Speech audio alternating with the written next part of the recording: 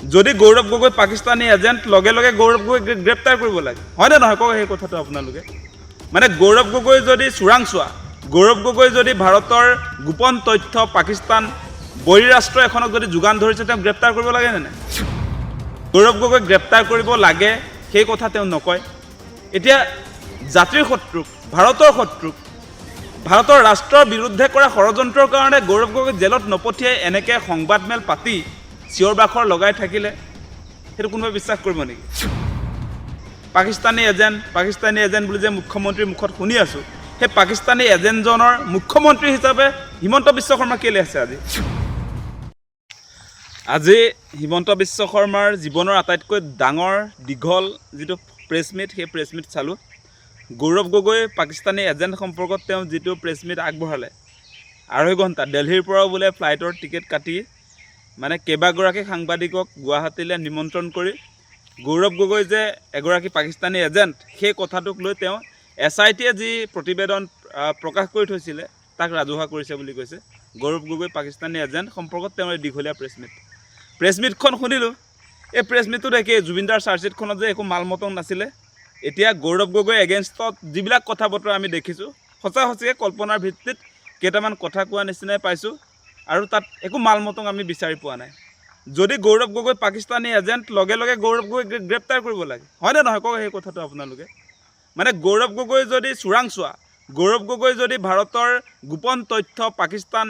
বহিৰাষ্ট্ৰ এখনক যদি যোগান ধৰিছে তেওঁ গ্ৰেপ্তাৰ কৰিব লাগে নে নাই গ্ৰেপ্তাৰো নকৰে এনেই আপোনাৰ সেই ছেপ্টেম্বৰতে বোলে গৌৰৱ গগৈ পাকিস্তানী এজেণ্ট বুলি যিটো প্ৰতিবেদন প্ৰস্তুত কৰিছিলে সেইটো আজি 5 মাহ 6 মাহ অতিক্ৰম কৰিছে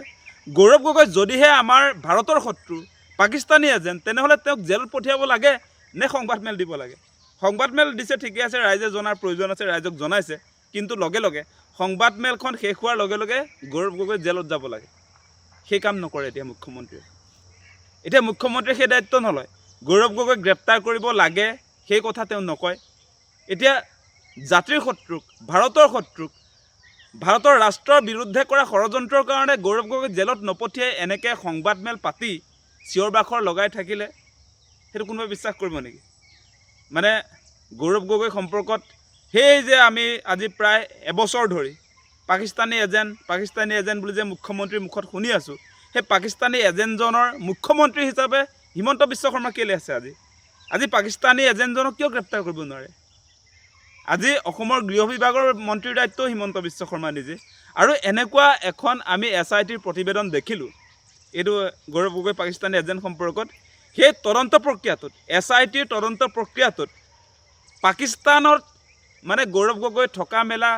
ভাৰতৰ চোৰাংচোৱাগিৰি কৰা সেই গোটেই কথা বতৰাবিলাক সম্পৰ্কত সেইবিলাক কথা বতৰা আজিলৈকে এদিনো SITয়ে গৌৰৱ গগৈৰ লগত সোধপোছ কৰা আমি দেখা নাই এগৰাকী অভিযুক্ত ৰাষ্ট্ৰদ্ৰোহী গৌৰৱ গগৈ আৰু SIT যি আপোনাৰ অসম পুলিচৰ নেতৃত্বত মুখ্যমন্ত্ৰীৰ নেতৃত্বত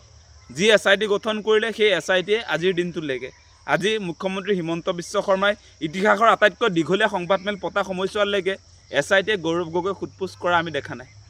সেইটো কি আচলতে সেই কথাটো আপোনালোকে বিবেচনা কৰক যেতিয়া কাৰোবাৰ বিৰুদ্ধে অভিযোগ আহে কোনোবা যদি আপোনাৰ ৰাষ্ট্ৰদ্ৰোহী কাজত লিপ্ত হৈছে সেই মানুহজনক জেৰা নকৰাকৈ এখন SIT প্ৰস্তুত হৈ যায় আৰু এতিয়া অসমৰ বহুত ডাঙৰ জাতীয় সংগঠনৰ নেতৃত্বই গৌৰৱ গগৈ ক্লেৰিফিকেশ্যন দিব লাগে বুলি কৈ আছে ক্লেৰিফিকেশ্যন আমাক নালাগে গৌৰৱ গগৈ গ্ৰেপ্তাৰটোহে লাগে গৌৰৱ গগৈয়ে ভাৰতৰ বিৰুদ্ধে ষড়যন্ত্ৰ যদি কৰিছে যদি গৌৰৱ গগৈ পাকিস্তানী এজেঞ্চিৰ লগত মিলি ভাৰতৰ গোপনীয়তা যদি তাত শ্বেয়াৰ কৰিছে তেনেহ'লে গৌৰৱ গগৈ জেলত থাকিব লাগে গৌৰৱ গগৈৰ বিৰুদ্ধে যিবিলাক এলিগেশ্যন আনিছে সেই এলিগেশ্যনবিলাক যদি সঁচা তেনেহ'লে গৌৰৱ গগৈ জেলত থাকিব লাগে এনেকৈ গৌৰৱ গগৈ এই গোটেই SITৰ প্ৰতিবেদন সম্পৰ্কত এতিয়া ৰাজহুৱা কৰি আছে ৰাজহুৱা কৰিলে ঠিকে আছে কিন্তু এইটো যেতিয়া দিল্লীলৈ পঠিয়াই দিছে তাৰ পাছত কি থাকিলে দিল্লীলৈ পঠিয়াই দিছে মানে মাল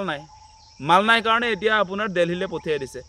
সেই আপোনাৰ জুবিনদাৰ কেছটোত বোলে দিল্লী পুলিচৰ কথা কোৱা নাই CBI